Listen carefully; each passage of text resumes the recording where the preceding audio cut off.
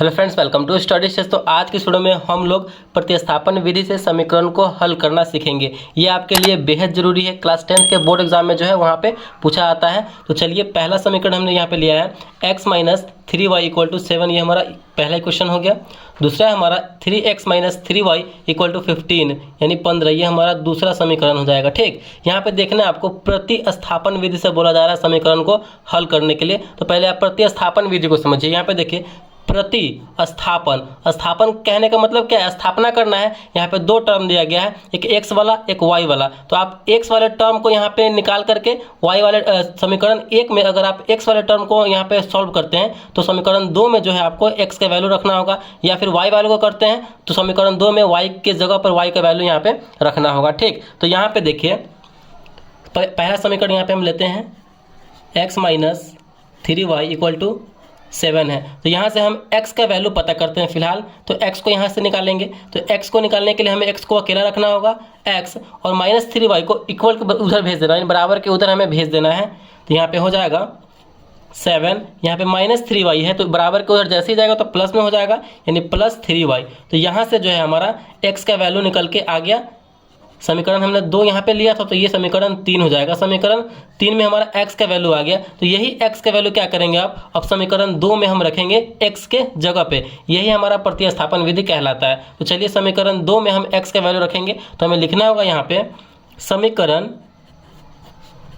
2 में x का मान रखने पर, तो समीकरण 2 हमारा क्या है, 3x minus 3y equal to 15 है। तो यहाँ पे 3x के जगह पे जो हमारा ये वैल्यू निकल के आया है ये वाला रखेंगे 7 प्लस 3y। तो 7 प्लस 3y, फिर इसके बाद क्या आ गया, माइनस 3y इक्वल टू 15 है। तो 15, इसको अब हम सॉल्व करेंगे। इसको सॉल्व करने से यहाँ से जो है हमारा y का वैल्यू पता हो जाएगा। यही हमें करना है। तो चलिए, 7 में 3 से करेंगे तो 7 3 21, प्लस फिर 3 में 3y में 3 से करेंगे तो 3 3 9y, फिर माइनस 3y इक्वल टू 15। यहाँ पे देखिए, जो जिस कैटेगरी का है उसको उसके साथ रखेंगे। ठीक, कहने का मतलब जो जिस कास्ट का है उसको साथ में रखेंगे। तो यहाँ पे 9y और 3y ये दोनों सेम कैटेगरी का है तो इसको उन दोनों को साथ में रखेंगे। और यहाँ पे नंबर वाला सिर्फ 21 बच रहा है और सिर्फ 15 बच रहा है तो इसको इन दोनों को साथ में रखेंगे। तो 9y प्लस में और माइनस में 3y तो घटेगा तो कितना बच जाएगा, 6y इक्वल टू 15 इधर है। ठीक ना, और यहाँ पे 21 है जो कि प्लस में है, बराबर के उधर जाएगा तो क्या हो जाएगा, माइनस में हो जाएगा। तो माइनस में 21, तो 6y इक्वल टू 15 में से 21 जाएगा, यानी कम में से ज़्यादा जा रहा है तो माइनस में 6 बचेगा। और यहाँ से देखिए y का वैल्यू यहाँ से हमारा पता हो गया। तो y का वैल्यू निकालने के लिए y को अकेला रखें तो y इक्वल टू माइनस में 6 इधर है, और यहाँ पे 6 जो है y के गुना में लगा हुआ है, बराबर के उधर जाएगा तो भाग में हो जाएगा। तो बटे में 6, तो माइनस 6 बटे 6 कितनी बार में कटेगा, ये तो एक बार में कटेगा। और माइनस लगा हुआ है तो माइनस लगा देंगे यहाँ, यानी कि हमारा यहाँ से y का वैल्यू पता हो गया। y इक्वल टू क्या हो जाएगा, तो -1। और हमारा जब y का वैल्यू पता हो गया तो x का वैल्यू जो है बहुत ही आसानी से पता हो जाएगा। समीकरण 1 में या फिर 2 में या फिर 3 में किसी में भी आप रख देंगे तो हमारा वहाँ से x का वैल्यू पता हो जाएगा y का मान रखने पर, यानी y के जगह पे हम y का वैल्यू रखेंगे। तो चलिए देखिए, समीकरण हमारा यहाँ पे क्या है, 1 है और 2 है। तो 1 में ही हम रख के देखते हैं। 1 है हमारा x minus 3y equal to 7।